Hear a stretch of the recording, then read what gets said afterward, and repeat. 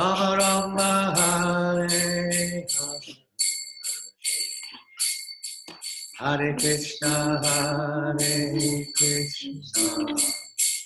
Krishna Krishna Hare Hare, Hare Rama Rama Rama Hare Hare, Hare Krishna Krishna Krishna Hare Rama Rama Rama Hare Hare Krishna Krishna Krishna Hare Hare Rama Rama Rama Hare Hare, Hare Krishna Krishna Krishna Hare Hare, Hare Rama Rama Rama Hare Hare, Hare Krishna Krishna Krishna Hare Hare, Hare Rama Rama Rama Hare Hare, Hare Krishna Krishna Krishna Hare Hare, Hare Rama Hare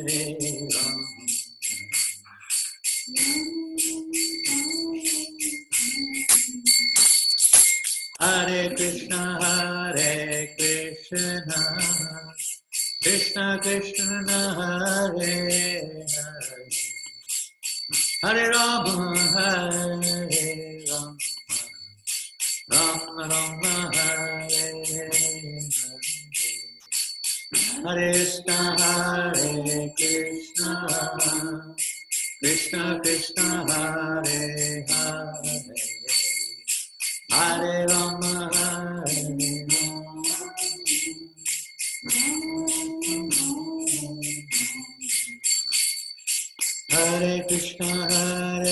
Krishna Krishna Krishna Hare Hare, Hare Rama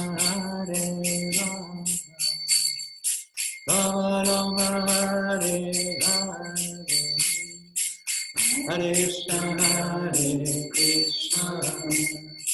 Krishna Krishna Hare Rama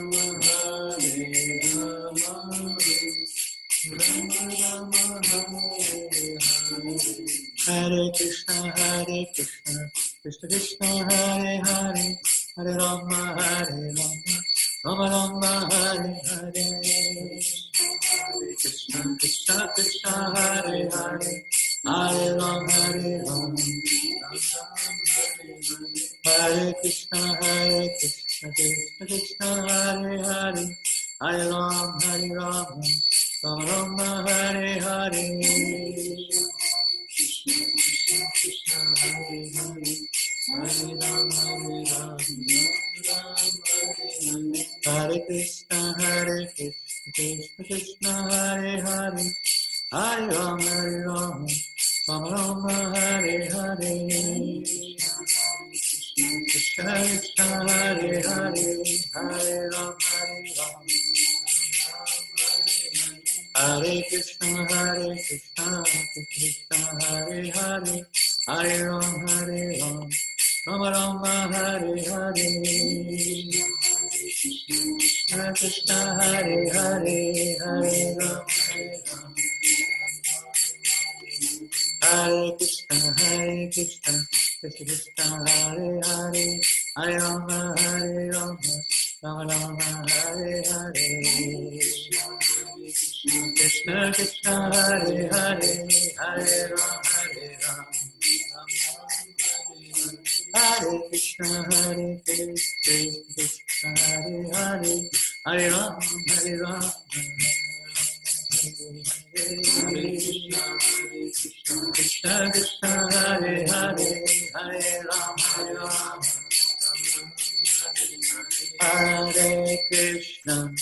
Hare Krishna Krishna Krishna Hare Hare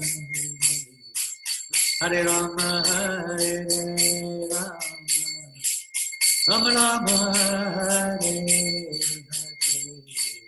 Hare Hare Krishna Krishna Krishna Hare Hare Hare Rama Hare Rama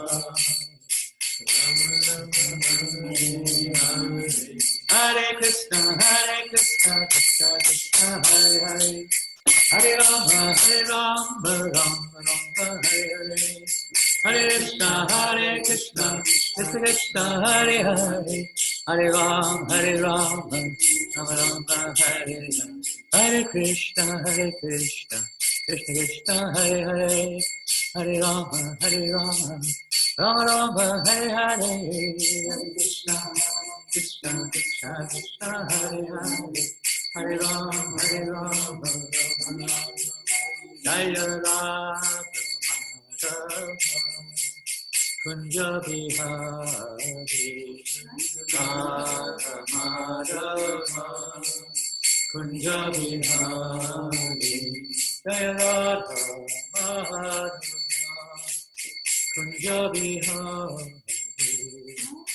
Radha Madhava Gopi Janava Giridhari Gopi Janava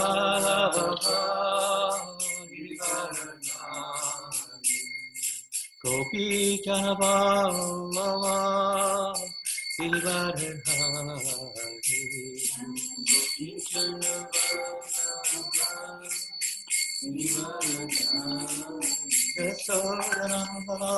Giridhari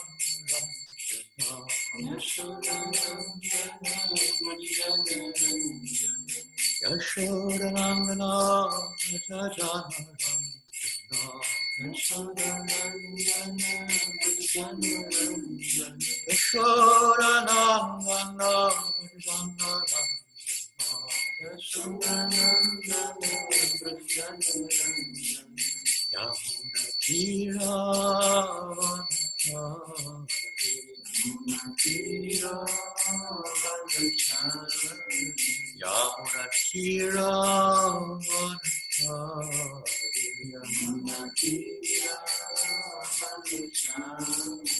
Jaya Radha Madhava Kunja Vihari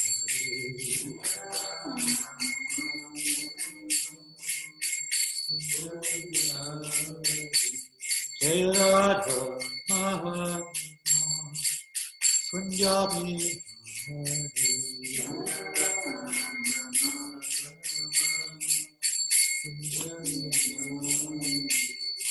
Gopi Janava Giridhari Gopi Janava Giridhari Gopi Janava Giridhari Gopi Janava Yasodananda Prajajantarangena Yasodananda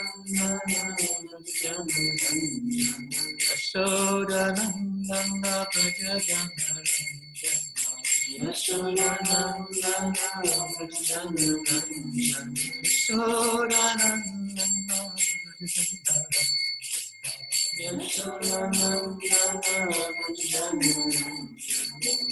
Munatira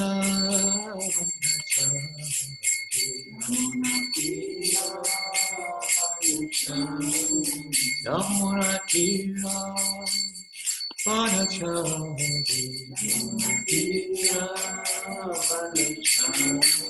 Jaya Radha Madhava Punjabi Jaya Radha Madhava Punjabi Jaya Radha Madhava Punjabi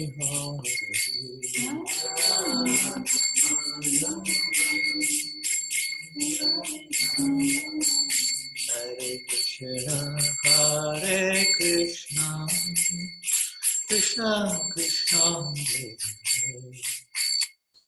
Hare Rama, Hare Rama, Rama Rama, Hare Hare, Hare Krishna, Hare Krishna, Krishna Krishna, Hare Hare. Hare Rama, Hare Rama, Rama Rama, Hare Krishna, Krishna Krishna, Hare Hare, Hare Rama, Hare Rama, Rama Rama, Hare Hare. Hare Krishna, Krishna Krishna, Hare Rama, Rama. Hare Krishna, Krishna Krishna, Hare Rama, Rama. Hare Krishna, Krishna Krishna, Hare Rama, Rama. Hare Krishna, Krishna Krishna, Hare Hare. Hare Rama, Rama. Ram Ram, Hare Hare. Krishna Krishna Krishna, Hare Rama, Rama. Hare Krishna, Krishna Krishna, Hare Hare. Hare Rama, Rama Rama, Hare Hare.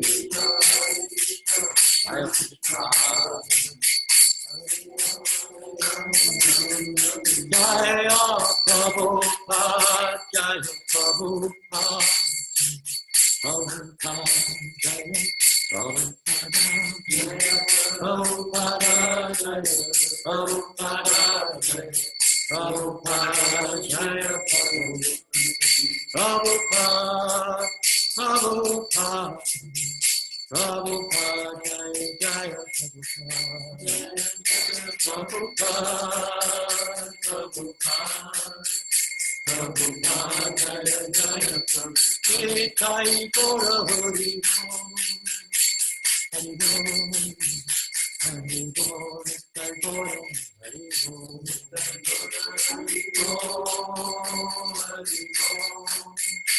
Hari Nitai Gora Hari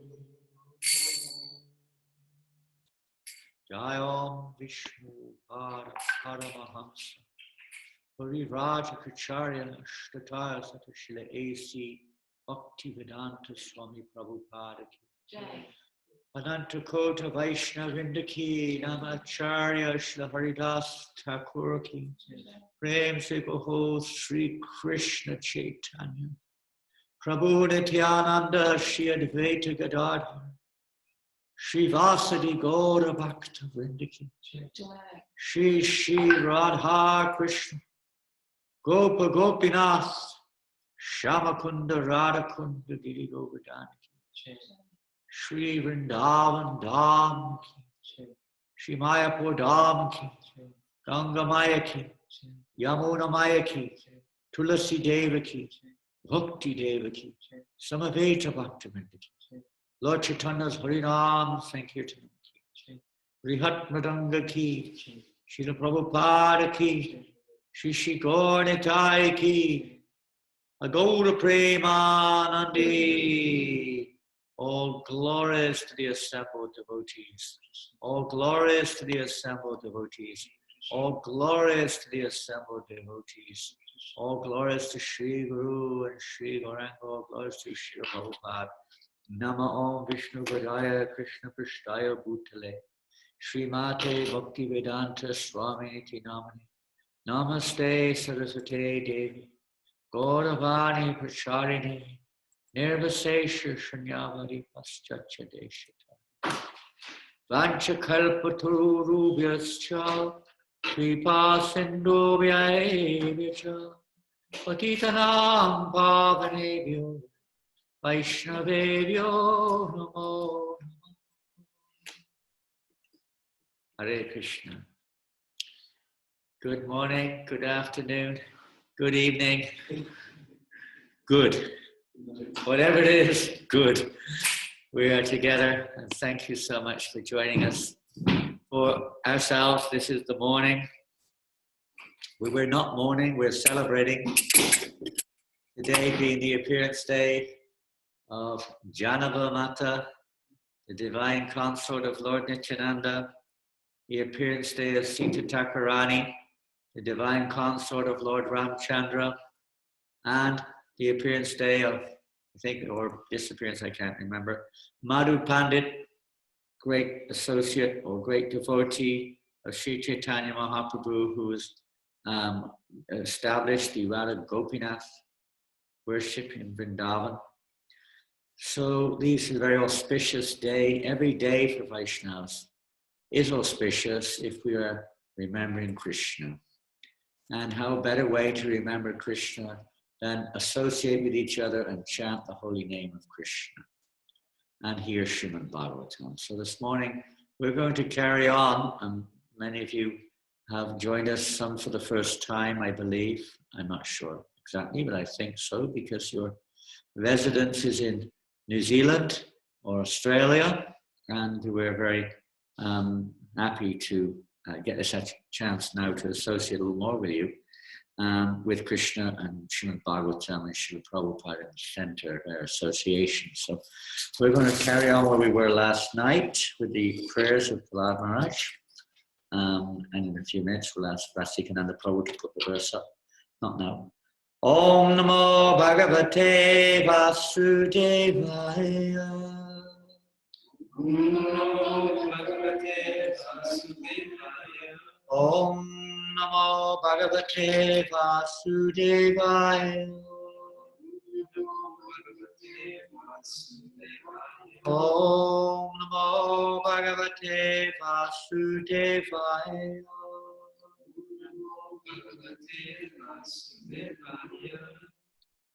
So this morning or today we're reading from the Srimad Bhagavatam.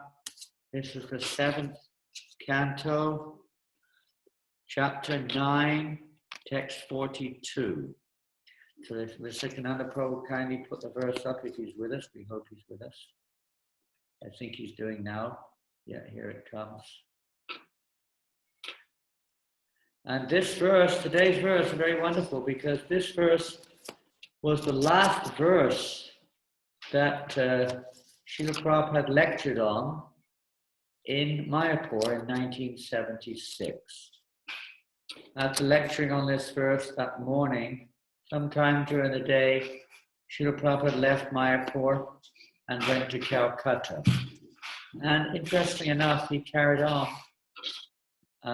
lecturing on the prayers of Prahlad Maharaj. The next verse, please, Rasika, number 42. Number 42, that's 41. He carried on lecturing from these verses in Calcutta, Delhi, and Vrindavan. They're a very dear and important, and in very important section of Srimad Bhagavatam. With Nrsimha Chaturdasi very much coming up in a few days. So it mentioned last night, it is very appropriate that we have the proper approach to service to Lord Nrsimhadev. Pardon? I think there's a problem with the share screen. This is all that they're able to see. Oh, so you're not going to see it. It's not the end of the world. You put me back on. Okay, please cancel. The share screen is not coming up for we do not know what reason. So I'm afraid you're going to have to look at something else the next 5 minutes. There we go. And you won't be, unless you have on the mobile. Oh, it's working. Oh, apparently it's working now. Here it comes. Can you see it? I don't know how you're going to tell me. I can't see you. So hopefully you can see it now.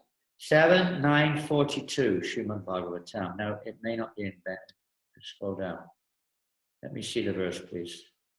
Yeah, it looks good. Okay, back we go to the verse itself. The Sanskrit verse, please. Maharaj, you got a message that the devotees, they can see it. Yeah, that's good. So, okay, that's it. You got it. And as much as possible. Yeah, good. Fabulous. So, if you wish, one time we'll go through it. This beautiful verse of Prahlad Maharaj. Konvatra te kila guru bhagavan prayasa. Konvatra te kila guru bhagavan prayasa. Uttaranesha bhava sambhava lokahetu. Uttaranesha bhava sambhava lokahetu. Mudeshu vai maharanugraha artabandho. Mudeshu vai maharanugraha artabandho. Kim te nate priyajana anusevatana. Kim te nate priyajana anusevatana.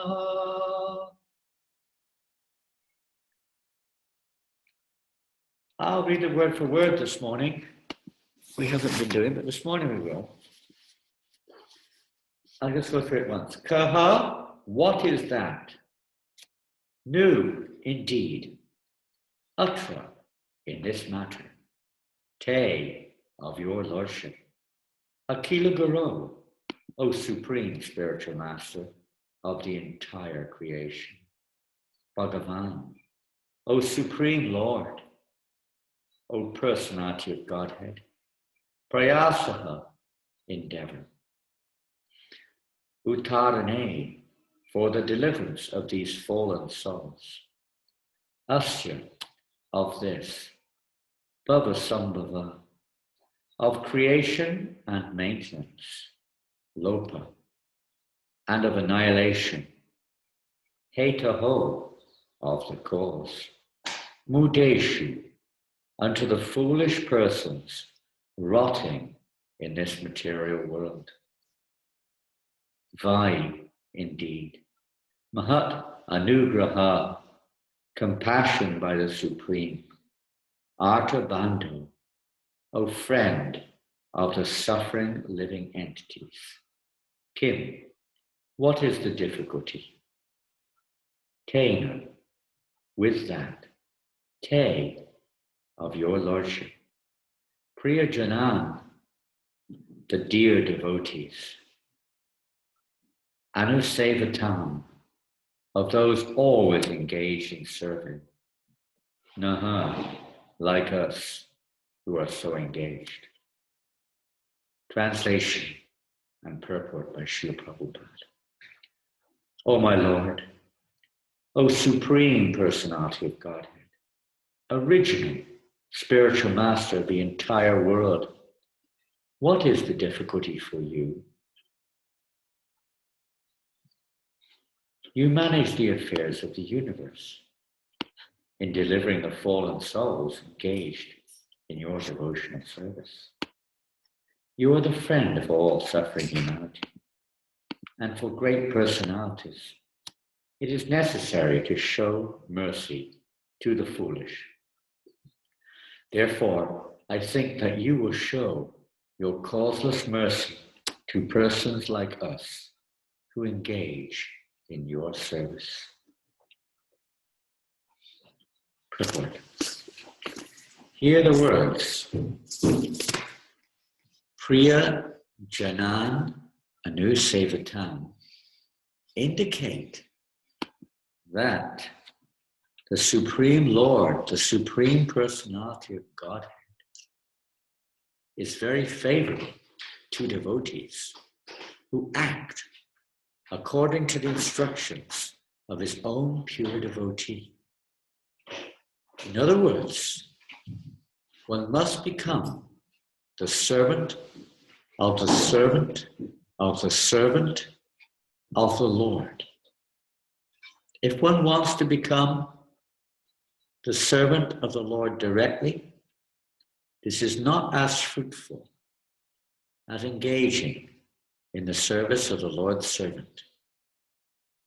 This is the direction of Sri Chaitanya Mahaprabhu, who shows us the way to become Gopi Bhatu Padakamala Dasa Dasa Nudasa. One should not be proud of becoming directly the servant of the Supreme Personality of Godhead. Rather, one must seek a pure devotee, a servant of the Lord, and engage oneself in the service of such a servant. The more one becomes the servant of the servant, the more one becomes perfect in devotional service. This is also the injunction of Bhagavad Gita. Evam parampara praptam imam rajarshayo viduhu. One can understand the science of the Supreme Personality of Godhead simply by the parampara system. In this regard, Sri Narottam Das Thakur says, Tandaracharana Seni Bhaktasani Vas. Let me serve the lotus feet of the devotees of the Lord, and let me live with devotees. Janame Janame Hoy Eha Bilash. Following Narottam Das Thakur, one should aspire to be a servant of the Lord's servant. Life after life.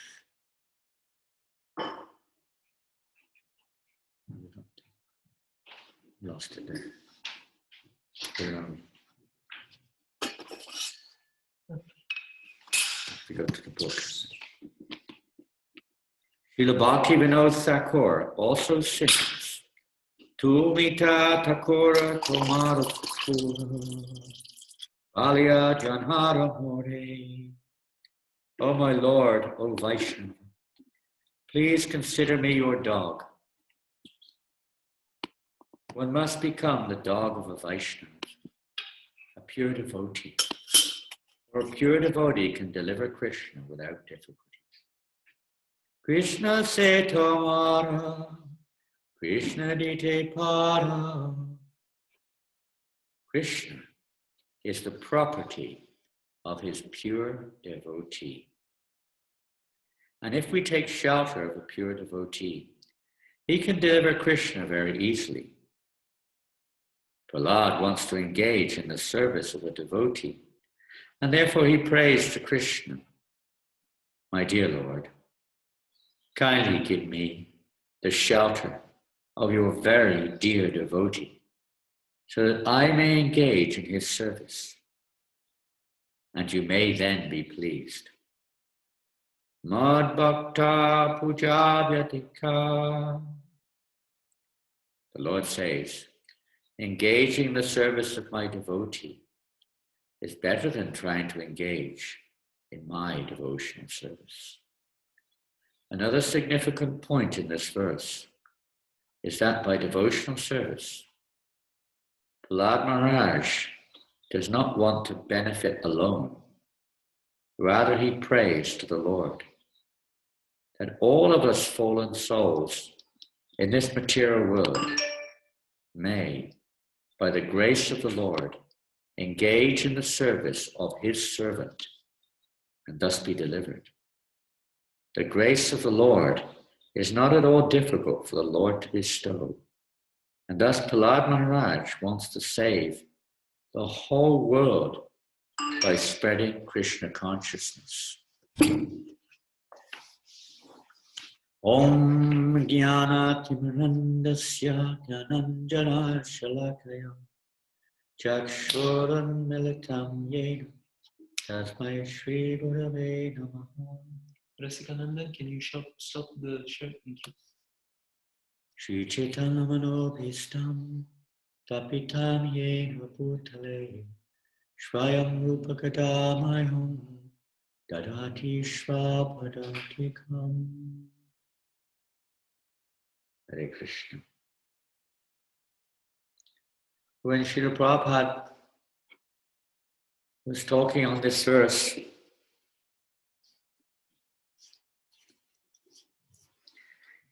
he spoke about how Prahlad Maharaj was addressing the Lord.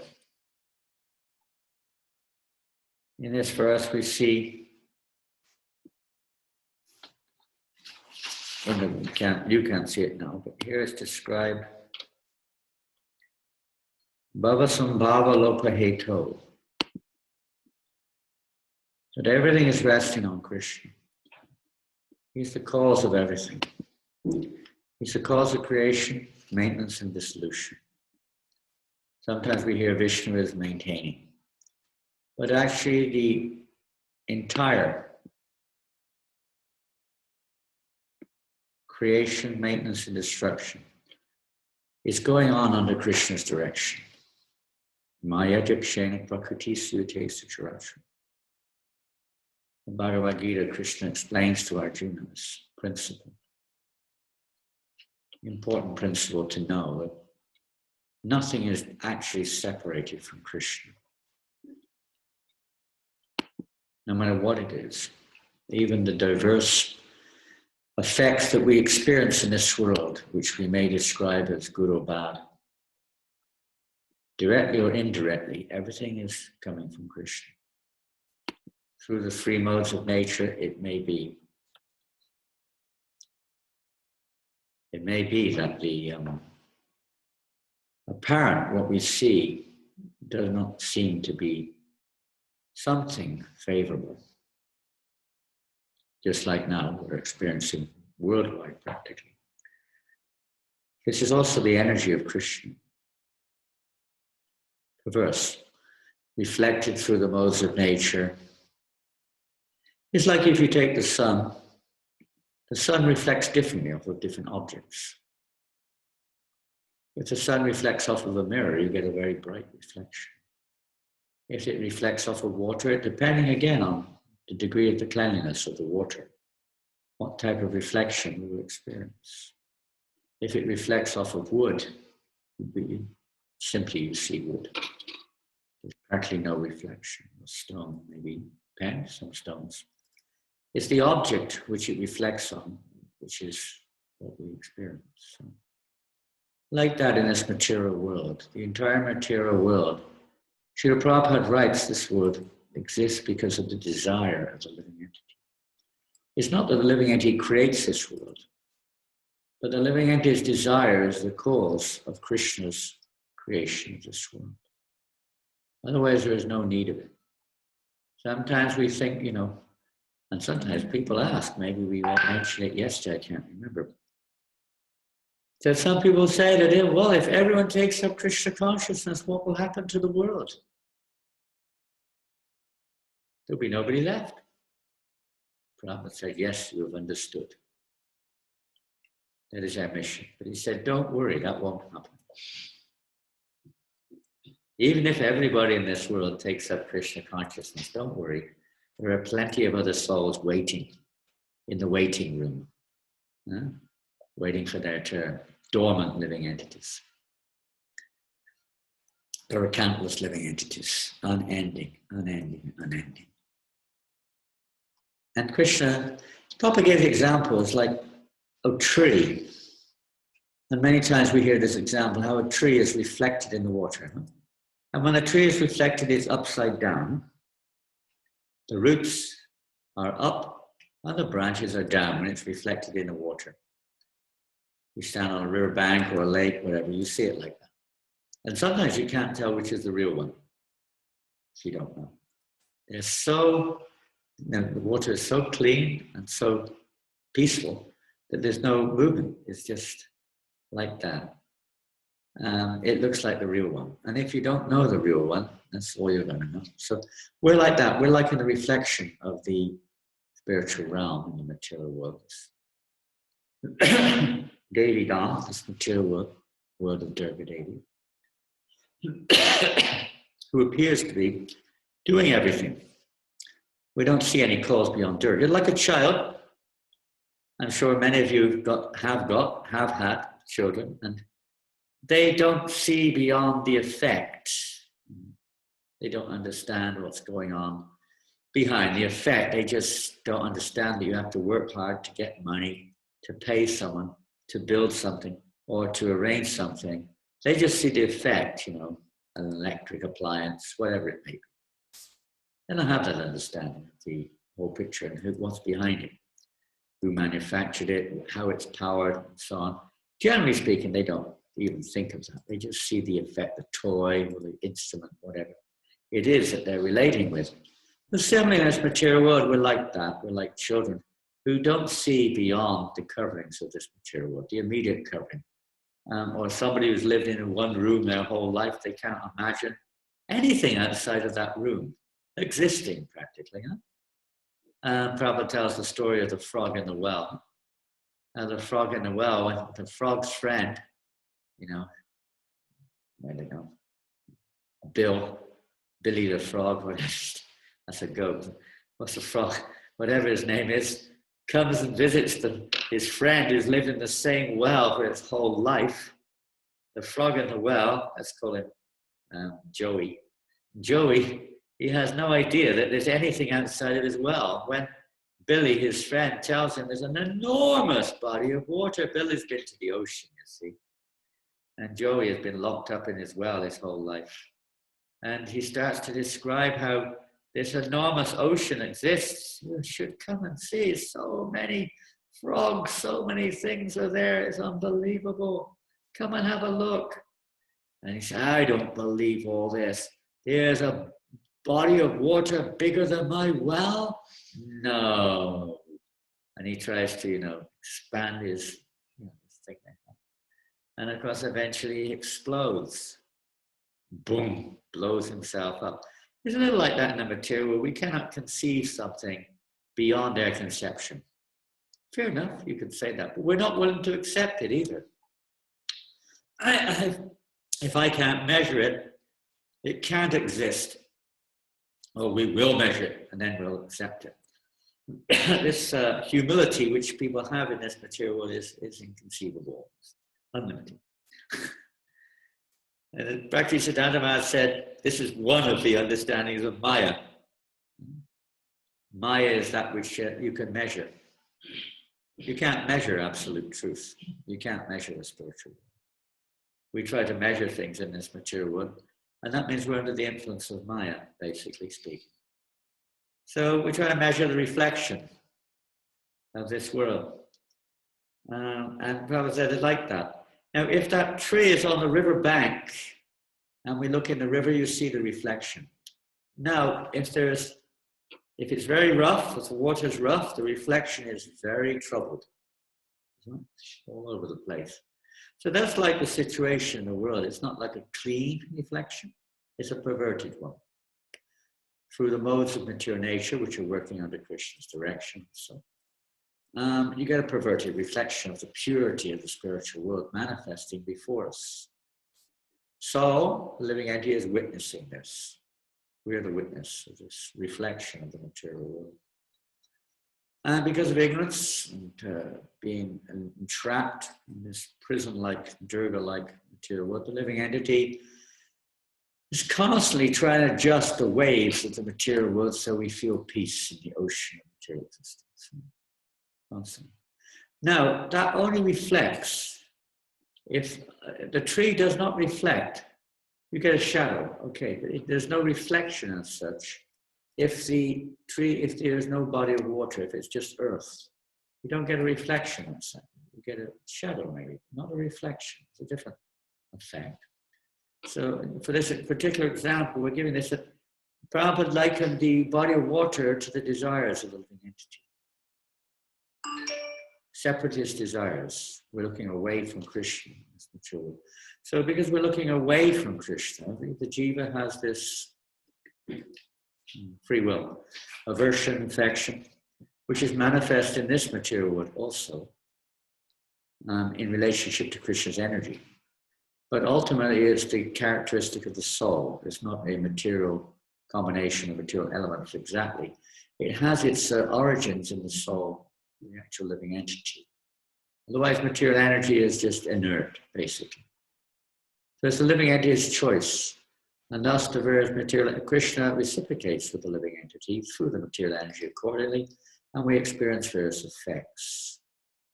But they're all under the control of Durga. Now, I'm going to read a verse here from the Brahma Samhita, because Prabhupada taught from this verse when he lectured on this particular verse from the Bhagavatam. He didn't focus in on the main point of the purport. It was interesting. He spoke mainly about Krishna's position of being the supreme controller, maintainer, etc. of this energy, material and spiritual. I'm just going to read the verse. If I start reading the purport, you'll probably get a bit lost. I will probably too. Purport is by Bhakti Siddhanta Maharaj. We know that sometimes his language is a little high for us, lowly creatures. The external potency, Maya, who is the nature of the shadow of the chit potency. Chit potency is the internal energy of the Lord. Srimati Radharani is the personification of that chit potency, that internal energy. The external potency, Maya, or Durga, is of the nature of the shadow of the chit potency. Is worshipped by people as Durga. Maybe not everyone has heard of Durga, but probably most of you have, if you're familiar with Krishna consciousness. But Durga is you can say, the named form of the material energy, or Maya, the reflection of Radharani. Reflection, shadow of Radharani. People worship her, as we're all worshippers of Durga in this material world, because we're all trying to extract favors, improve the kingdom of Durga Devi. We're all doing things, religion, praying.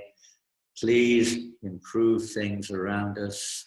Please this, that. We're all directly or indirectly basically worshipping Durga Devi without knowledge. Even Kamsa was a great worshipper of Durga Devi. And when Krishna was, by his arrangement, he was transferred from the prison house of Kamsa. Vasudeva carried baby Krishna across the Yamuna to Gokul, and then returned with the baby daughter of Yasoda Devi. And by the arrangement of Yoga Maya, also everything was arranged nicely. And then when Vasudeva came back with the baby daughter, nobody knew that the child had been born at that time.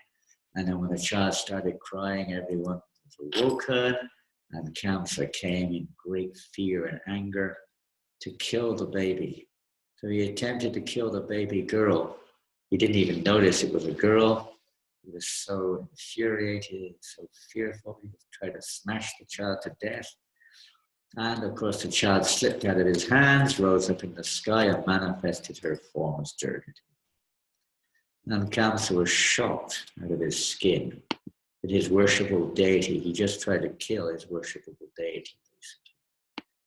And in one sense, this is our material life. We're destroying the very provider, or we're trying to destroy the provider, deny the provider, offend the provider, get rid of him, there is no provider. It's really a sorrowful state. I'm kind of laughing in a sense, in an indirect way, but it's a very sorrowful state that we're in. Therefore, Prahlad Maharaj is praying for all of those in this sorrowful state. We're all in the same bucket.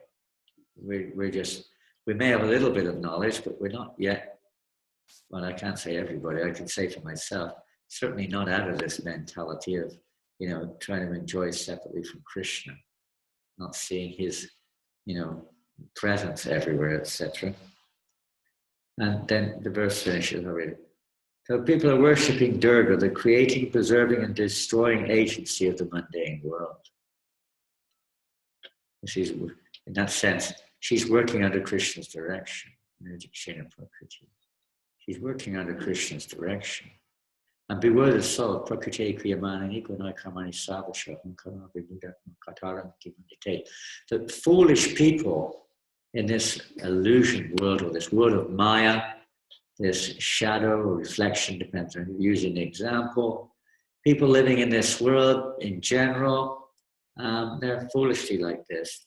They're thinking like this, that I am the doer, I am the enjoyer. They don't see beyond it. Of course, to some extent, we are the doer, because based upon our desire, everything's arranged. But if we have this desire to please Krishna, then there'll be no need of material world. Of course, it'll always be there, because Prabhupada said that will always be there. But besides that, it's the field where we can actually experience this great opportunity to preach, to share the holy name, the Srimad Bhagavatam. In the spiritual world, that's another realm, you could say, of service. But in this material world, a genuine devotee is one who is compassion. He's an ocean of compassion. And his compassion is, you could say, is not just a compassion of seeing suffering living entities, which is not difficult to see. We're one of them. But we're certainly seeing so many around us right now. It's a vivid example. Billions of people suffering. It's always there in a pure devotee, but it brings it out even in the impure devotees. It may come out in a mixed way, that we have a mixed material spiritual compassion. But nonetheless, it brings something out there. But the pure devotee's compassion is not just for that the living entities are endlessly suffering in this world. What to do about it? What to do about it? Their compassion is much broader. Their compassion is to the root. Their compassion is for Krishna. Just like Srimati Radharani is the expansion of Krishna's compassionate nature. So what does that mean? Radharani's only feeling, only desire is to increase Krishna's pleasure, which is quite something, isn't it? He's Atmarama. Even from their angle, we understand he's Atmarama. They don't use terms like that on the spiritual realm. But the basic thing, he is a reservoir. He's always self-satisfied. But the devotee is always trying to think how to increase Krishna's pleasure. That's the mood of a pure devotee, manifested in fullness in Srimati Radhika. So Radharani, she's always thinking of how to increase Krishna's pleasure. By various expansions, she expands herself in various gopis and shaktis and so on and so forth to increase Krishna's pleasure. The Tatastha Shakti being, or that's a jiva, us, we're marginal, we're also meant for that purpose. That's the real business of the living entity. All energies are meant for Krishna's pleasure. So we're also meant for Krishna's pleasure. But we've turned away. Most jivas don't. Most jivas are not. But we have. We've turned away from that, you can say, realm, or the spiritual realm, where everybody and everything is for Krishna's pleasure. And we've entered into this dreamlike state in the material world. We're trying to think of things for my pleasure. So the compassion is that we're meant to bring pleasure to Krishna. So the pure devotees are thinking that Krishna's pleasure could be increased if the living entities are reconnected. But just like if one of your children goes away, the only thing that will please you if we return that child to you. That's the only thing that will please you. Same with disciples. Prabhupada would cry when disciples would go away sometimes. He was sometimes externally, he would cry. And he was so happy when they would come back. We've been reading Bhaktisiddhanta Vaibhava the last few days. And the same thing there. When one of Bhaktisiddhanta Maharaj's disciples would come back, he would be overwhelmed in pleasure. He would embrace them, welcome them back. He was so happy. So Krishna is a person. We're persons. We all have that experience. Dead stones don't. If two stones are separated and they put them back together, you don't see much reaction there. Animals, a little bit also, you see reaction there. Maybe not as much as humans, but the reaction is there for sure. Because they're persons. So Krishna is the supreme person. And we're all meant to be connected with Krishna. That's the real essence of Prahlad Maharaj's prayers, is that he wants Krishna's pleasure to be increased by reconnecting all the living entities. Why did Prabhupada come to the Western world? Why did he preach? Why did he take on the austerity that he did? Krishna's pleasure. How is that understood? Through the agency of the pure devotee. We cannot understand what is that. We may speculate I like to serve Krishna this way. I think like this.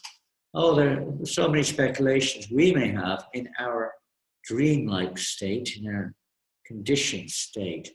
The pure devotee is connected. And how is he connected? Through the parampara, through the disciplic succession to Krishna. That was a lifeline coming into this material ocean, we could say.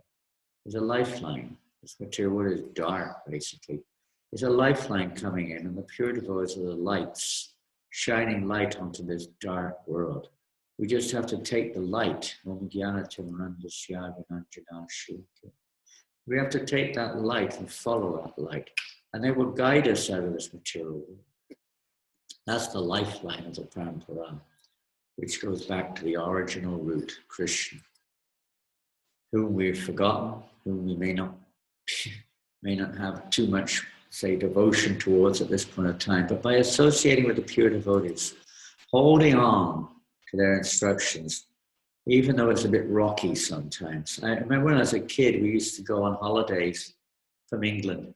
Oftentimes we would go to a place called the Channel Islands. You may never have heard of the Channel Islands. If you're from France, they're right next to the French coast. We used to go there, and sometimes we go to Saint-Malo in France also for a day's outing. We used to go, my father worked in the railway, so we used to get free boat rides under the railways. So we would go for our holidays there quite often. I remember 5, 6 years old, 7 years old.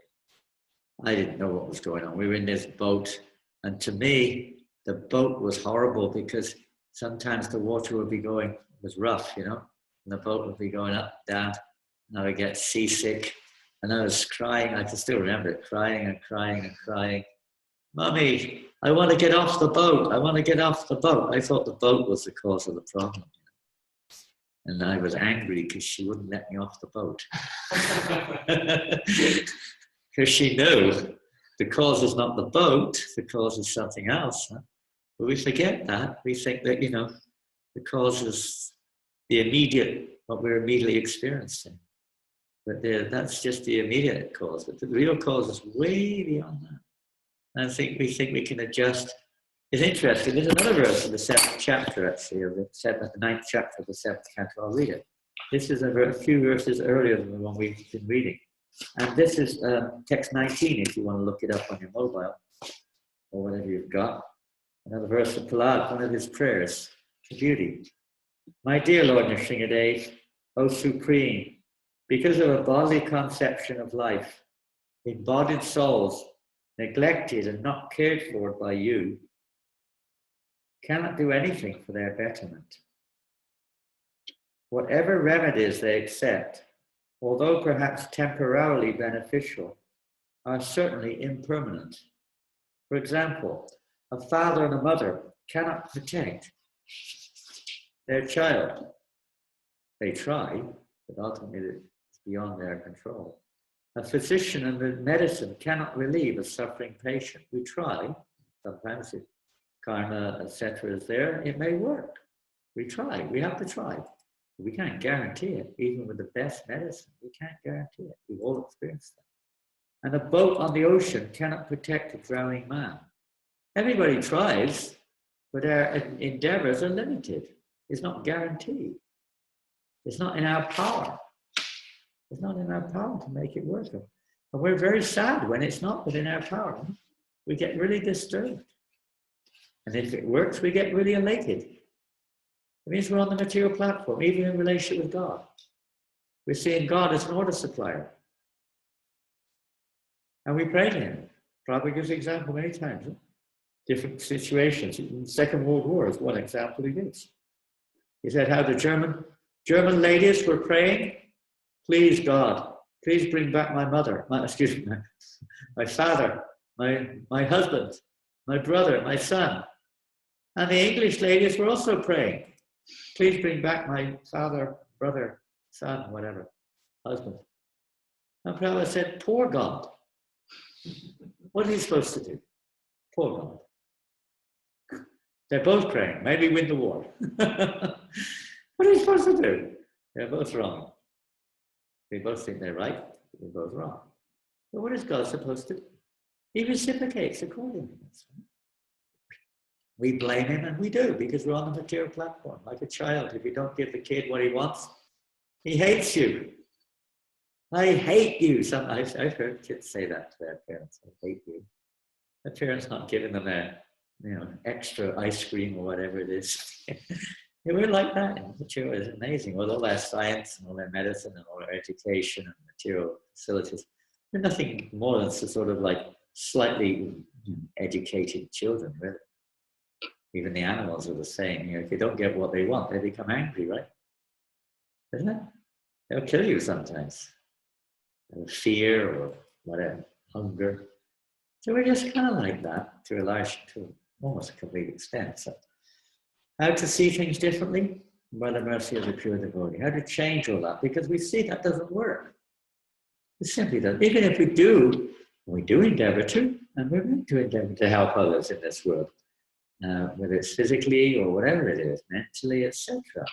But ultimately, it doesn't solve the problem. It doesn't solve the problem because we're still in the material world. We're still in an illusion. We still haven't understood who we are. So the pure devotees, they're not just patting us on the head and saying, bless you, bless your family. They may do that at the beginning stages or at a certain stage just to encourage us. But that's not the real blessing. That's not that a real mercy. We get, as this purport of the verse we read in the beginning emphasizes, how we can get Krishna's mercy. It's only available through those pure devotees. Krishna doesn't give it. The Prabhupada says here, neglected by you. They're not exactly neglected. It's like in any country, every country of the world, we have prisons. And in one sense, they're neglected. In one sense, the prisoners are stuck there and they're kind of neglected, but they're not. They're maintained also by the government. Now, whether it's nicely or not nicely, but they're basically maintained by the government. But in one sense, they're neglected. They're not given the freedom of the citizens who are not criminals. So we're kind of like that. But Krishna's always there. He's keeping an eye on us. And how he sends reformation. We have what's called reformation centers, where people who are, according to the government anyway, are behaving in ways which are unfavorable. They may place them there for reformation, change their character in the association of persons who are more expert at helping people to reform. So Krishna sends into this material world his most dear devotees. His most dear devotees. He may not even send. They choose to come. They desire. Krishna wants, but they desire also to come into this material world, to wake us up, to bring us to our senses. Jeev Java, Jeev Java. Because Lord himself comes too. Lord Chaitanya Mahaprabhu came, all different avatars are coming, but the Lord himself in his original form, as Gauranga Mahaprabhu appeared in this world to give us this opportunity to wake up. We don't want to wake up. Have you ever experienced that in the morning? Sometimes you don't want to wake up. Ever experienced that? Sometimes, yeah. People, we maybe experience, oh no, I don't want to.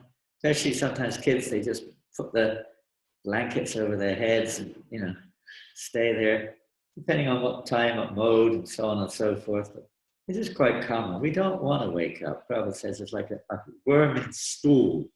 You take it out of the stool, and it quickly tries to get back in again. Very attached to its stool. That stool, the living entity we were in last night, eating all sorts of abominable things. And they think that's very nice. They have a particular conditioned nature that stool is very attractive. I mean, if you went to the restaurant and you made an order of something or another, and they brought you a plate of stool, what would we think? Here would be wood headlines. You'd be in the news, that's for sure. We would be horrified, huh? A cup of urine and a plate of stool. We would be horrified. But if you're in the body of a hog would go crazy in ecstasy. He couldn't control his senses. Go wild. We've all got a different set of senses, and we think accordingly, different condition. This is nice and that's nice, but it's all falsity. It's not nice. It's all all incompatible to the soul in reality. And it keeps us in this material world. These attachments, etc. We stay in this world, going spinning around. The pure devotees are trying to wake us up. They bring the holy name, they bring Krishna form, they bring prasadam and say, I don't want it.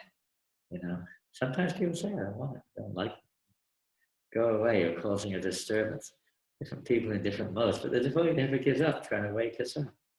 And it's how we please Krishna, how we can get it, how Krishna's the deliverer in this world, but he doesn't just deliver anyone just because they have some, business arrangement. He may reciprocate by giving or not giving, according to what is ultimately in their benefit.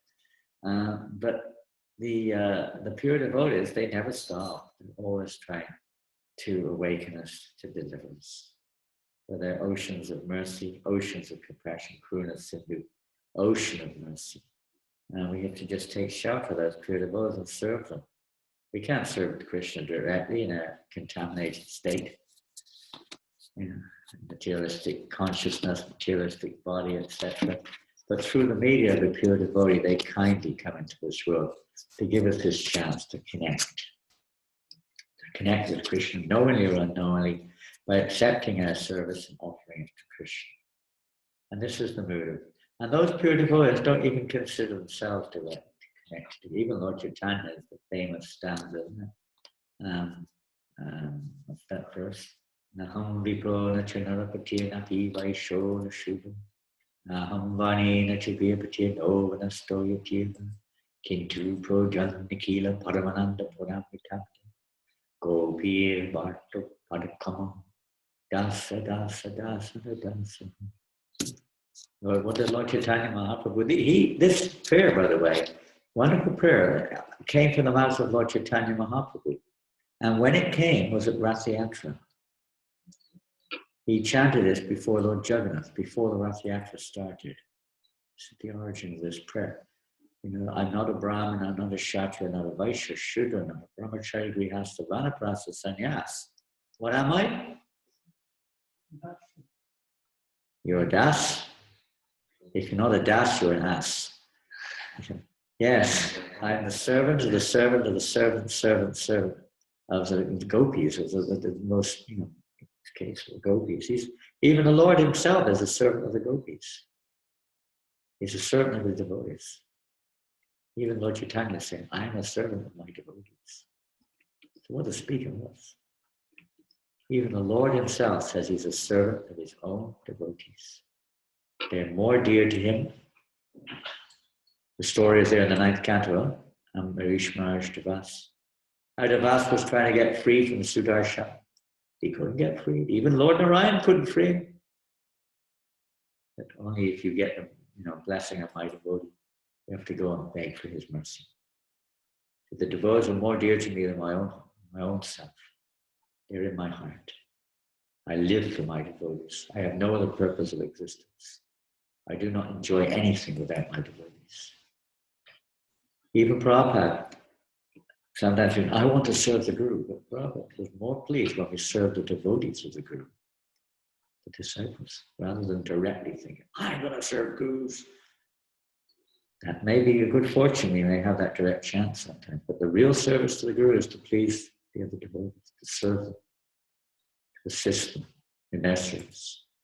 This is the mood of the Vaishnava. This is the mood of Lord Chaitanya Mahaprabhu, servant of the servant's servant. When Prabhupada was lecturing one time in Uppsala in Sweden, in 1972, I think, at that time, there was, Sweden particularly, the students were very communistic, very socialistic. Most students were like revolutionary, wanted to tear down the bourgeoisie, capitalist, tear them down. That was their philosophy. But Prabhupada chose to give a lecture. It was quite amazing. He started to talk upon the divisions of society of those days. There were first-class men, second-class men, third-class and fourth-class. The very last thing you'd expect to speak about in such a situation. With rowdy students, you could hear them all getting rowdy during the lecture. And eventually Prabhupada stopped and said, one man started to speak up. And a question, yes. The Lama said, so, well, I suppose you think you're the first-class man, do you? He said to Prabhupada. And Prabhupada said, no. I'm not. Then what are you? The man shouted. Prabhupada, because you talked about first, second, third, and fourth. And Prabhupada said, I'm fifth class. He never spoke about the fifth class. I am the servant of all classes, he said. Everyone's servant. And, people don't know what to make it. They all continued with their rowdy nature, Prabhupada just said, Kirtan. But this is the mood of a pure devotee. He sees himself as servant of everyone. Not I'm the master. This mentality of being the master, even in service sometimes, doing this, that, the other, listen to me and so on. It's, for the service sometimes we have to take a position, but in reality, it's the root of our being in this material world. I want to be the master. We're here to become servants of the servant. King Kulashekar has beautiful prayers of King Kulashekar. How he also was praying like this. Huh? Imagine if you said this to your mother or your father when you were a young kid. What do you want to be when you get older, son or daughter? Oh, mommy, daddy, I like to be the servant of the servant. I don't know what mommy and daddy, well, I'm pretty much sure I know what mommy and daddy would say, but they probably wouldn't be very inspired. They probably wouldn't be very enlightened by such an answer. They would like you to hear you say, I'd like to become a surgeon. I'd like to become, a flight engineer. I'd like to become something, a CEO, big corporate. And parents will be very enlightened, huh? Wonderful. Wow. They'll go all out their way to help you achieve it if they can. If you said, I want to become a servant of a servant, as King Kulashekar said. Not just a servant of a servant of a servant, and a servant of their servant.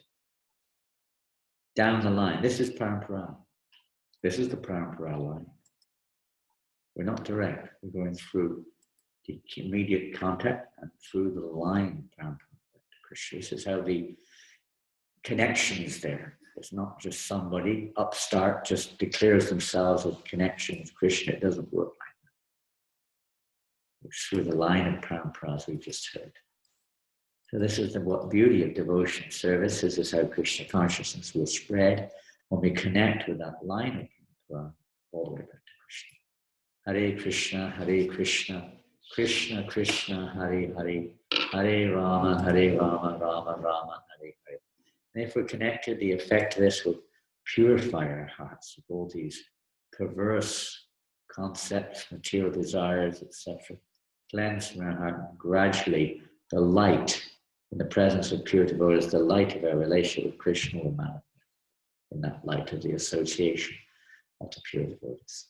So we're finished there. Any questions on our forum today? Thank you again for your association. We'll be online again on Monday night. It's something very long here. It's just the perfect. Oh, it's the purport. I thought it was a question. It's just the purport. Why? Maybe another 10 minutes reading the question. If there are any questions, please feel free to type them in or whatever it is you do. I'd also like to mention, Rasikananda Prabhu can coordinate this. If anybody has suggestions regarding time or anything else, you can please relay them to Rasikananda Prabhu. If this time is more convenient I even see one devotee from America is online. I don't know the time in America now. It must be early morning. Oh, it's not too bad. 6 o'clock in the morning. Not too bad. 5 o'clock or something like that. If this is a good time, let me know. Of course, right now, most of us are probably working from home or not working at all. So at this point of the year, it might be a convenient time for most of you. Do we have any questions? I can see a hand going up, but you have to type it in. I'm not going to take it from hand. I know who it's from, and I know he has at least 50 questions. He penetrates the philosophy like nobody I know. Okay, here we go. Thank you for your company, everybody. It's very wonderful. Thank you to Rasikananda Prabhu and Yash, who's here with me for facilitating. Okay. Thank you very much, and thanks to all. Okay, very good. These are easy questions. What is the? There's nothing behind it. Okay, what is the? That's all it says. What is the? Okay, next one. One quick question, long answer. I hope not. You were mentioning that Prahlad Maharaj wanted to liberate everyone, even if he would not be liberated. What should we do as devotees to develop this mindset as well? Well, we should become devotees. One time, one devotee, I just cite many examples, it just comes to mind, but there was one time when one devotee wrote a beautiful poem to Srila Prabhupada in 1968 or 69. That's like a Vyasa Puja. I don't know if he even had it then, but he wrote this nice poem to Srila Prabhupada. And at the last line of each verse was, Srila Prabhupada, I just want to become a nice devotee. So Prabhupada said, it's a nice poem, like a father with a little child writing something very simple. But you should change the last line. He said, we're not eligible to be devotees. Our business is to try to become a servant of a devotee, he said. Not that we're thinking, I can be a devotee. He said, we're not eligible to be a devotee. We're only trying to become a servant of a devotee. So change it like that. So this is the mood of Prahlad. This is the mood that we should try to cultivate. Not, I'm a devotee. I've been a devotee 2 minutes longer than you. Listen to me. Okay? And that sometimes comes up, you know. Look, Prabhu, I'm a Brahmin. I'm senior to you. Listen to me. Sometimes we get this. Even Bhaktisiddhanta Maharaj, we were reading, even amongst his disciples, this was very strong. Even they've been one day in a movement longer than the other. Sometimes this mentality came up, this kind of pride. If we're actually a devotee, we'll be more and more in the mood of service to others. This is the mood of Prahlad. He just sees himself as a servant. A servant. This is the mood we have to cultivate. This mood of service to others, respect to others. We may not be the same on the material platform. We may not have been in the movement as long as others. We may not be, whatever it is, we're all different. But we all try to develop this mood of service towards others. Vaishnava Seva, Jiva Doya, Nam Seva. These are the principal, you can say, emphasis of Lord Chaitanya's movement. These are the 3 factors, Vaishnava Seva, to serve the devotee, also Jiva Doya. We may serve devotees differently. You can read in Nectar Devotion how that is evoked, how we can serve the devotees accordingly. And by serving those devotees who are in this mood, by practically serving them according to their will, then that awakening of this mood in our own hearts may start to evolve. We have no enemies. Whenever anything happens to us, even amongst devotees, we try to see within our own hearts. Many of you have read numerous statements of our acharyas on how we should relate to situations when faults in others cause us trouble, etc., only because of our conditioned nature. How we should look within and see, what is this Krishna is trying to teach? What is it I have to purify about my heart, which is making me think so ill about this person or whatever? The pure devotee has no enemy. He simply feels compassion for all. He simply wants to awaken pure devotion in everyone's hearts. Next one. Everyone is praying to Krishna about protection. Who actually gets the protection, like when the German ladies? Actually, everyone gets the protection. It may not be in the way we think it is. It's like children who have 6 kids. And they're all different, and one thing pleases one and another thing pleases the other, and sometimes you don't give, and sometimes you give. But the mentality of the parents is always for the benefit of all 6 children, although they may not appreciate it like For various reasons, Krishna is always acting in a way to ultimately help every living entity to wake up. But we don't listen. We don't hear. So he sends his pure devotees to help remind us. Still, we don't hear, but that's our choice.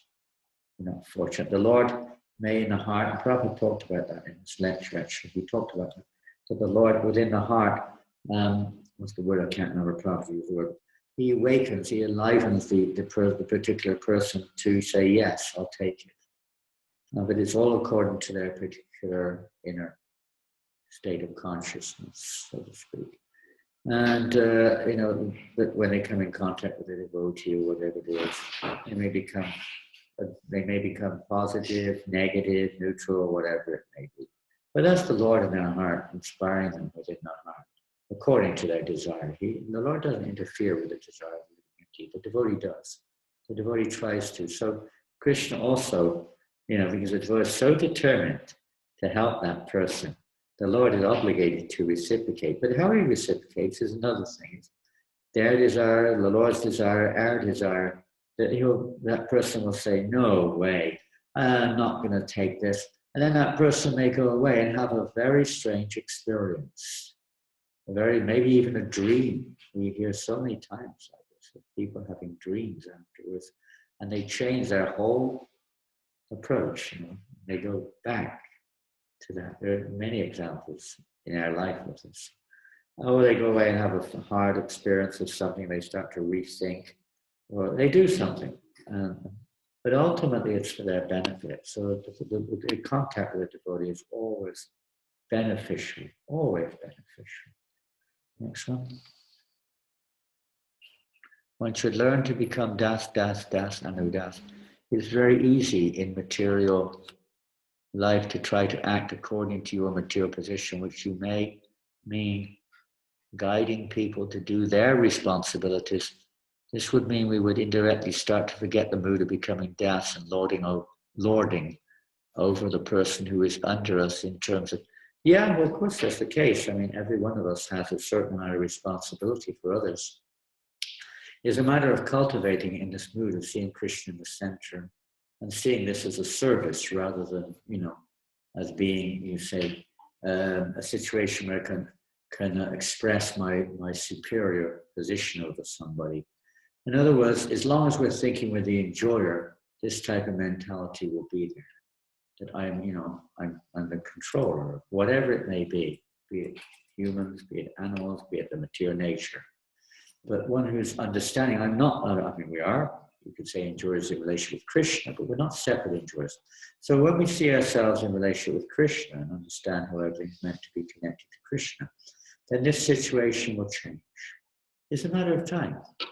By proper association, by hearing from Shastra, by hearing from devotees, by some little bit by experience, but mainly by hearing, that we can gradually change this outlook.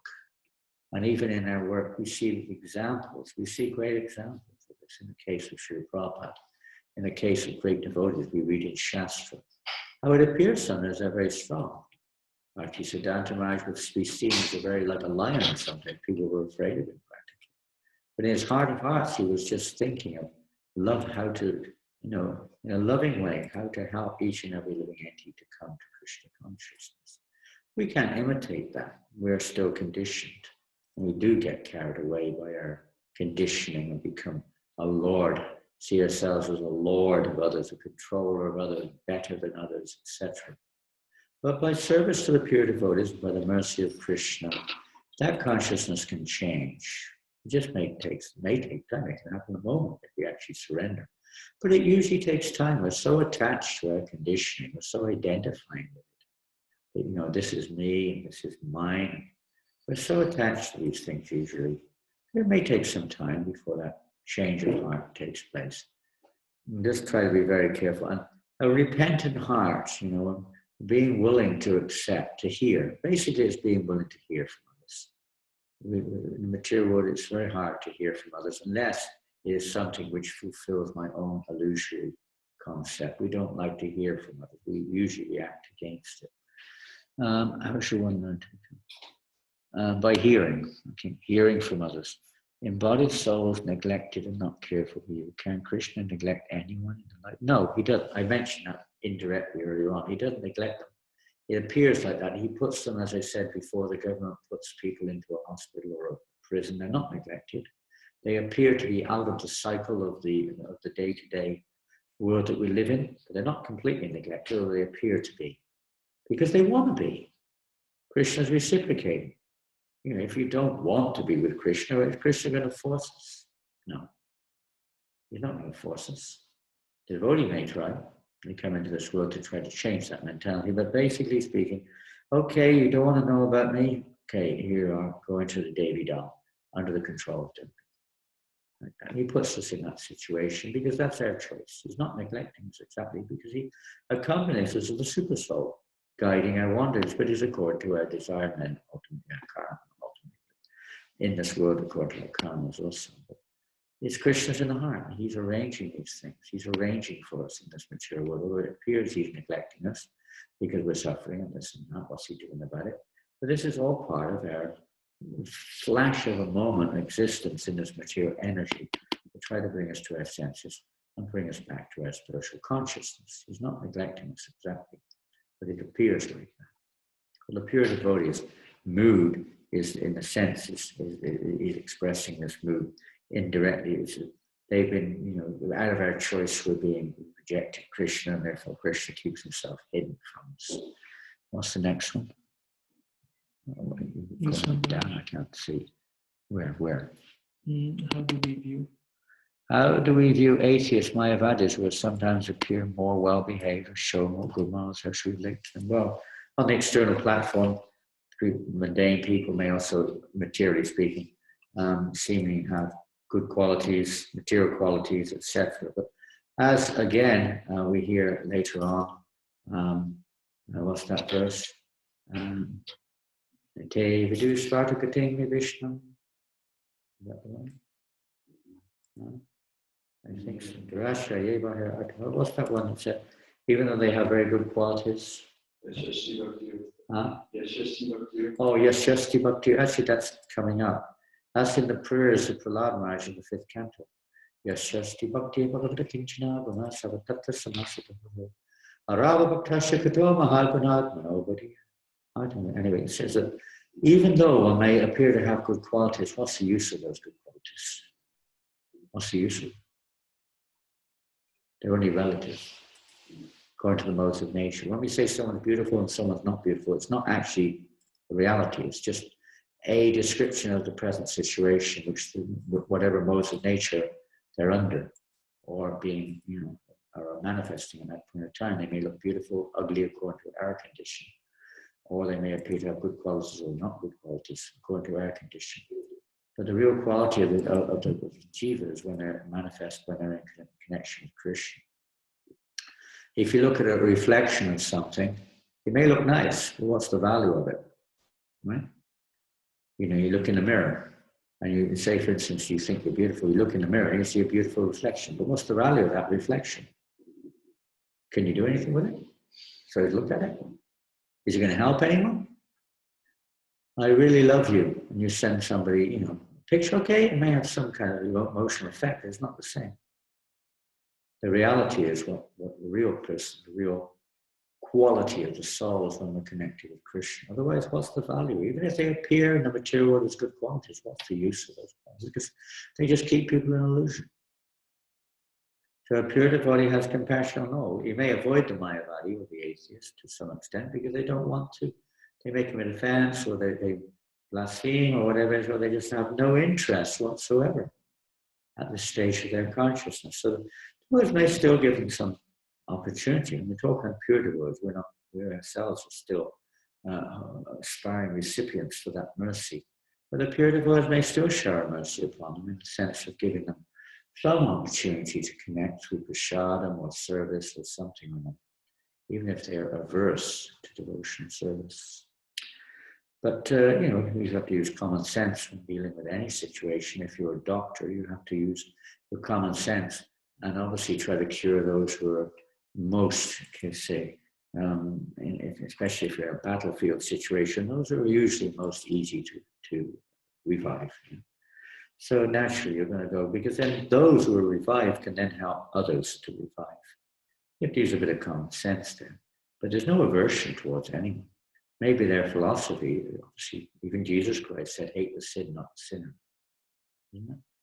Because the person is pure, eternal servant of Christian, just covered over. So you have to use a little common sense. Next one. Here. Show the next question, please. I've already done that one. Next one. Please accept, yeah, okay. Sometimes in the material world, when we keep an attitude of being a servant, others may take advantage of us or exploit our submissiveness. When the world is full of such dangers, how can we continue having the word of a servant?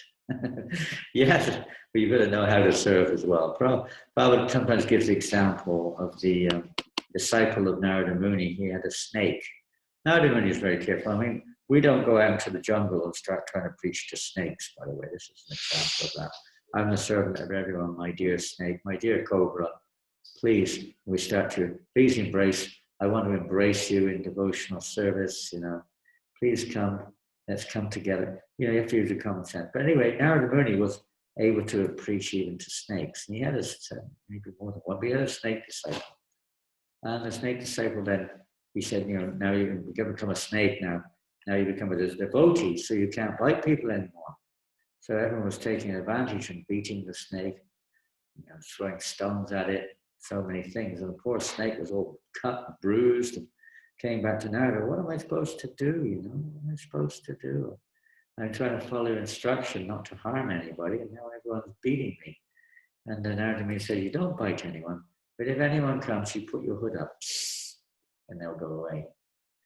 So we've got to be careful with that example, of course, but in principle, yes. Don't forget, we are also one of the souls, conditioned souls, one of the fallen souls who needs protection. So you have to little common sense, and not that we're just going to, yes, whatever you say, okay. We have to have a little bit of common sense dealing with this material world to know to what point. We have to be a little bit careful to avoid it, or to, to some extent, without any ill feeling, without any aggression and such, defend ourselves a little bit in certain circumstances, but it's always in the mood of service, how I can help this other person to become Krishna conscious, which we don't have that mood, no doubt, but that's the mood of a pure devotee.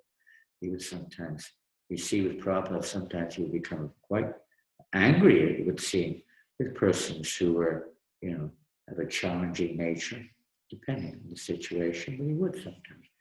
And if we're trying to help people to understand that, their real self-interest is to surrender to Krishna, to take shelter of pure devotional service. So we have to do the needfulness. Being humble is not much, so-called humble, not much use if it doesn't help the other person in their devotional service. It doesn't help us, doesn't help them, especially if they're blasphemous or critical or whatever. We have to take things, we have to act accordingly. How should one learn to become? That's the same question. Yes, Ramesh. What's next? Even in you're driving, are you? You're driving? Okay, well, chant Hare Krishna while you drive. That's a good thing to do. How important to know the qualification, my adhikar and qualification, and act accordingly to it. Nicely progress on the path of devotion service. How can I understand perfectly my adhikar? When we become perfect, we'll understand our adhikar. And when we follow the perfect, it will become a little clearer. We have two svadharmas. Svadharma, material, means our occupation. Constitutional. We have our material constitution. It's not constitutional eternally, but it's within the material world, our adhikar, our eligibility, materially and spiritually. So in the material world, traditionally, of course, society made it a little bit easier. Nowadays, it's not so easy. But in the association of the pure, one who's rightly situated, it becomes a little easier to understand what our position is. Now, we understand theoretically our eternal position as servant. In the material, what is our position as servant? Maybe a little more confusing. And it may take some time. And usually, if we're talking in terms of devotional service, let's say, we come to devotional service and We may do 101 different services. We may not really know where I fit. Many people don't know. One day we feel like we're, we're a Shudra. Next day we feel like we're a Brahmin.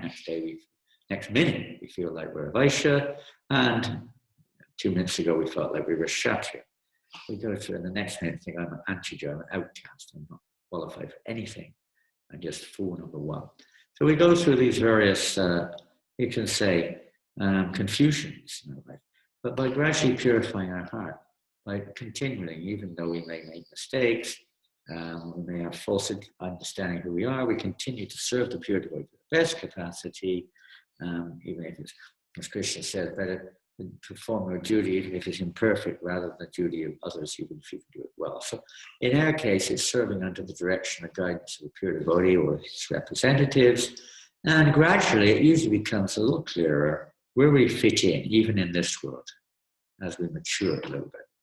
We may be attached to our comfort zones, but it usually becomes a little clearer after some time, usually if we're actually following a pure devotee of the Lord. Now, materially speaking, there are ways of understanding one's adhikar in the Varnashram system. There are ways, it's a very big topic, and in our moment we can't really go deep in there, not by having a realization of it. Bhaktivinoda Thakur in Chaitanya Sikshamrit gives quite a lot of directions how to understand our nature in this material world. But because of our upbringing, our education, and our association, oftentimes these things are clouded over, and it takes a while for the clouds to be removed before we can see the clear sky of our consciousness. So our main thing is try to serve, keep chanting, serve the Vaishnavas, do whatever service we can do under their guidance. So ultimately, yes, it's important to know adhikar. Bhagavad Gita also emphasizes this. It's very, very valuable. And when we say adhikar, it doesn't just refer to our occupational activity. It refers to our eligibility to hear transcendental subjects, which is probably even more important than our occupational adhikar or our occupational capacity. Our ability, we imitate.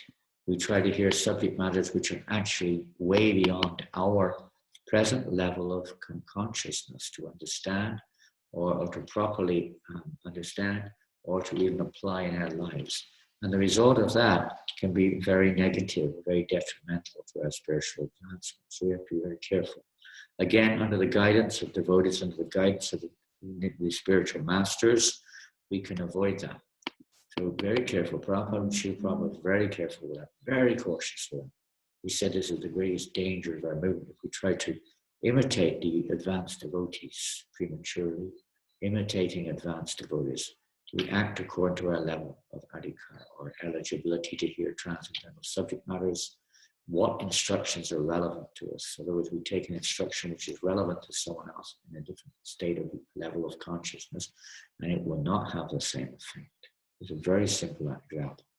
Whether it's medicine, whether it's education, whatever, it has to be according to our condition. The word causeless is used for unmotivated. So today's verse, how do we understand the meaning? Causeless mercy. It has no material cause. When we say causeless, there are different ways of looking at it, but generally speaking, it's not because of material eligibility. Lord Chaitanya's mood was whether you're qualified or not qualified, willing or not willing, he was the ocean of causeless mercy, distributed the holy name. So following in his footsteps, we have that same mood, although in practice, of course, there has to be discrimination, but the principle behind it is causeless. It has no material cause. I'm only going to preach to this type or that type. Practically we may, but in the heart or the root, the mood behind it is for everyone. How we can give Krishna consciousness to everyone, irrelevant of their material. Lord Chaitanya's Patita Pavan, deliverer of all, the most full. Serving the servant, the servant, the servant, the servant. For me, it is my pleasure to treasure. Yes, we should remember this mood. It helps us. Next one. Being steadfast, regulated and disciplined in devotion service. Okay, especially in lack of association. Well, I'm not the right one to ask about being regulated and in that sense at all. I must say I'm going through a very unusual stage of life where regulation is a little unusual. But steadfast, well, we have to associate, as you say, by association of devotees. We can develop those qualities of steadfastness, resolute in our determination to persevere in Krishna consciousness through prayer, hearing regularly from Srimad Bhagavatam, association of devotees. Well, what to say? If we don't want the association of devotees, why not? That means there must be something, some reason there. Offense on our part. We first let me look at our own hearts and not say because they're all this and that, they're bad association.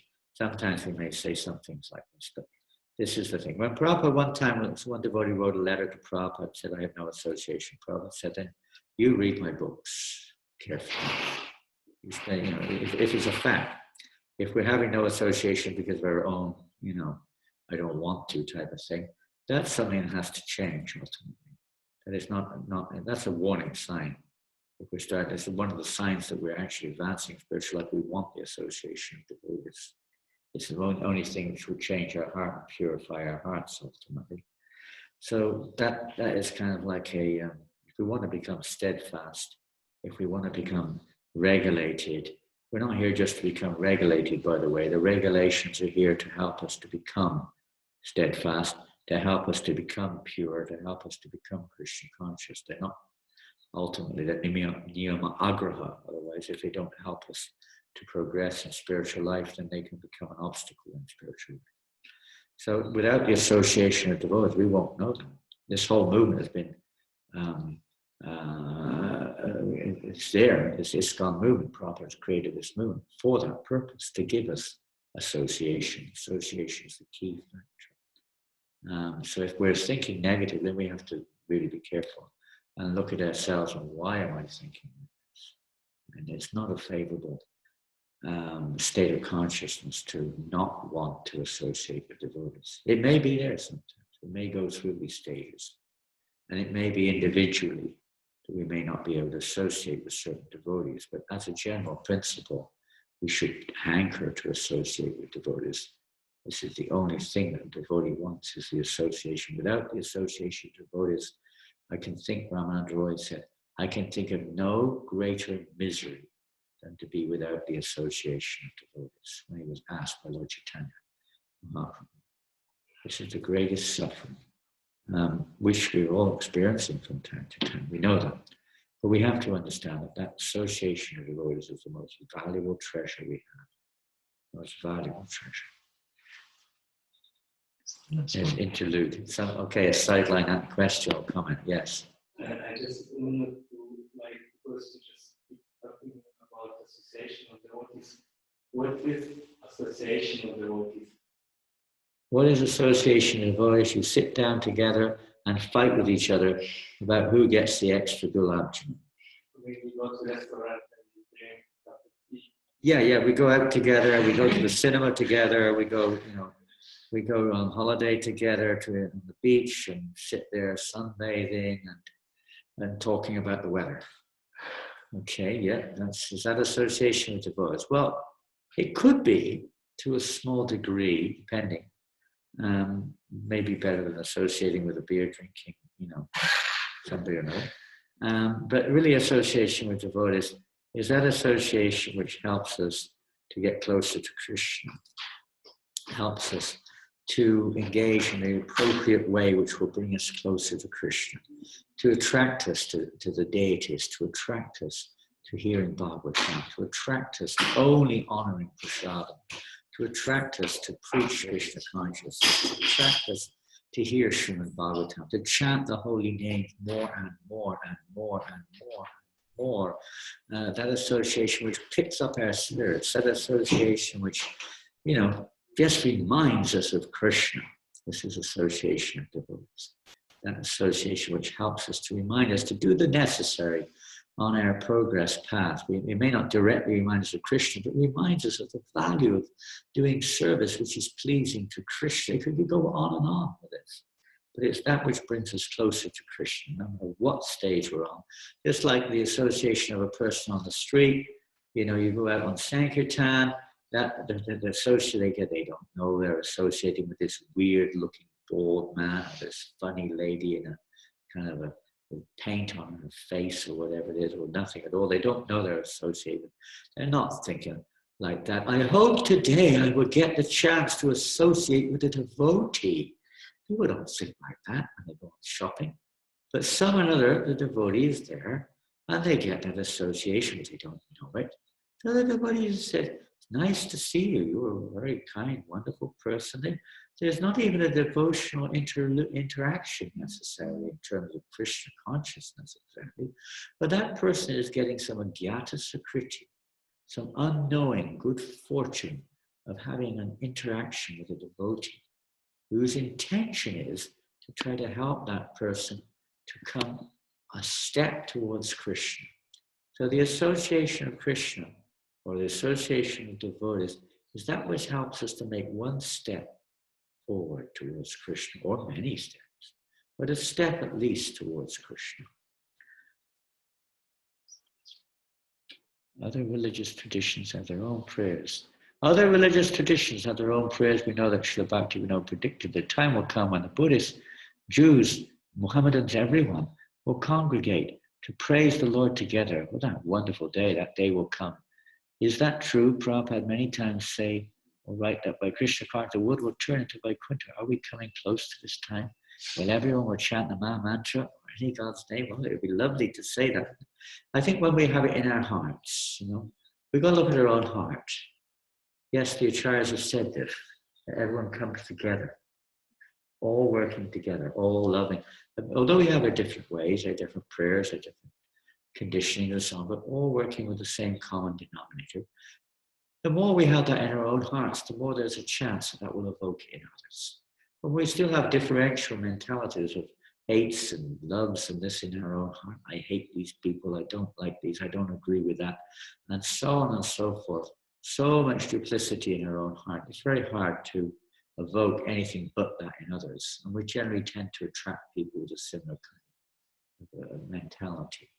So when the heart's actually pure, there are no such thing. One sees the unifying effect of all religions, genuine religions, let's say. And if there is something ungenuine, one will be very concerned that the practitioners of that path come to the genuine teachings, etc. Otherwise, they're doing themselves harm. So we don't want that. But I'm only repeating the words of the pure devotee. Their mentality is they don't want that. We still have this, let's say, seeing things in how it affects me. The pure devotee sees how it affects Krishna. And Krishna gives us a path to come to him and we change it. How does that affect Krishna? Certainly doesn't please me at all. So the pure devotee is always trying to bring people around to act in a way which pleases Krishna according to that situation. We can't change it. If we change the education system, we don't get the result. If you change the formula, you don't get the result. And parent may become angry, a teacher may become angry because they see that this is not going to work. So they want to help us to make that little step towards perfection. The pure devotee is seeing that. The closer we get to the ultimate goal, the more unity will be. When we're a long distance, we can give an example. I'm in France right now. We're south of Paris. Somebody else is in England, they're north of Paris. Our goal is Paris. The directions may seem a little different. But the closer we get to Paris, the more we can see unity. The more we can see the common unity between all. Genuine. If it's the wrong direction, that's something else we have to correct. But if the direction is correct, even though it may be a different direction, because we're situated differently, the pure devotee, being transcendental to this, can see how this is going on. Conditioned souls can only see their own path, and thus they think others' paths are off the wall. They're wrong. But for that person at that point of time, that path, if they follow it properly, is not the wrong path. It's not wrong. It may not be complete, but it's not wrong. They're getting on the way. Maybe they're only getting the direction to get to the bus station, but it's correct. Then they have to get on the bus to go the next leg of the journey. You can't say it's wrong. I told you to catch the bus. Why are you walking? But you're walking to the bus station to catch the bus. But somebody who doesn't know may think they're wrong. You've got to go by bus, because I'm going by bus. So we have to, what can I say? We can't have to. We have to become more purified to see to see how things are. But that takes, otherwise we can follow a pure devotee and just work under their direction and assist them to achieve this common goal. And there's so many questions this morning. We're going to be here all day. Which one are we on? This last one. Oh, Vaikuntha. Yeah. Prabhupada said we can make this word Vaikuntha, but if we're not in Vaikuntha, we won't see it like that. Is it possible to bring back the real association of devotees from misunderstanding to loving exchange again and forget the negative? Yes, it is. Nothing is impossible if we remember Lord Chaitanya Mahaprabhu. Krishna Kaviraj Maharaj said, if one remembers Lord Chaitanya, impossible things become easy. If one forgets him, easy things become impossible. So if we put Lord Chaitanya Mahaprabhu in the Sankirtan movement, nothing is impossible. We have to have faith is you could say, the potent ingredient in our devotional practice, which like if you're trying to light a fire, you've got to have some combustible item, be it oil or gas or electricity, something has to be there to ignite. So that faith if we don't have faith, we're not going to get very far. So Lord Chaitanya Mahaprabhu has given us this Sankirtan movement. Prabhupada had implicit faith in the holy name, therefore this movement is spreading. The more we have faith in the pure devotee and holy name of Krishna, everything is possible. Nothing is impossible. We leave it up to Krishna. We have to try to cultivate this faith. Not that we should be ordered, like God is not our order supplier, and if it doesn't happen, we give up. No. Our business is to try to, in our hearts, cultivate the qualities of devotional service and to practically apply the principles of devotional service simultaneously so that will naturally evoke our attraction towards Krishna in our hearts, and that will naturally attract others. It's not an artificial imposition. It is an awakening of the natural qualities of the eternal jiva, its eternal svadharma in the heart by proper association, behavior, and in the association of devotees developing that faith in the holy name of Krishna. Nothing is impossible. Prabhupada said impossible is a word in a fool's dictionary. Srila Prabhupada ki jai. Gaur Premanandi, thank you all very much. I see there's only me left on the screen. So. There's nobody else left. No, Maharaj. Only I'm here. Everyone else is gone. Okay. Well, maybe they've all gone on Sankirtan. It's Saturday. Oh, we can't go because of lockdown. Oh, what to do? We can do Sankirtan. When Prabhupada was here in New Mayapur, he asked the devotees, he said, are you all doing Sankirtan? And the devotee said, oh, Prabhupada, we only go out once a week. And Prabhupada said, why only once a week? He said, well, we're in a farm, we're a long way from the city. No, he said, Sankirtan here in the temple, he said. He said, Sankirtan here in New Mayapur, so you can do Sankirtan in your home. Let's all do Sankirtan all over the world. Some of you in America, some of you in England, some in New Zealand. I see a lot of New Zealanders, some in Malaysia, some are in Australia. I don't know where. In Philippines, where is this? Lithuania or Latvia or Estonia. Where else are we here? Not New Zealand. I don't know. India. I can see India there. Where else is it? Where else? Oh, I can see Singapore. No. Where else is everyone? Europe. Many from Europe. Fiji. I see Fiji there. And France, of course, is there. Ireland is there. And Slovakia, Czech Republic. More from India. And all over the place. Germany is there. And maybe a few other countries too. Hare Krishna, United Nations. This is United Nations. Wonderful. Wonderful. Philippines. We don't know where everybody is, so I can't say. There's one mysterious person I'm looking at right now. We don't know where he is. There's Gokul, Hare Krishna Gokul in London. Hari Bol. Where's your husband? Is he there? Hey, Krishna Das. Hari Bol. Long time, boy. Hare Krishna. Jai. Oh, wonderful. I can't say hello to everybody, but I offer my obeisances to everyone and wish you all the very best. Remain forever locked down at Srila Prabhupada's lotus feet. Stay there forever.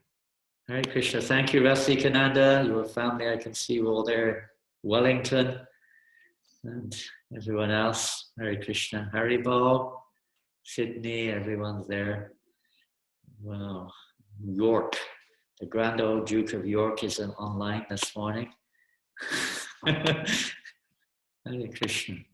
Hari Bol, Vrindavaneshwari. Hare Krishna, everybody else. Yeah, is that it?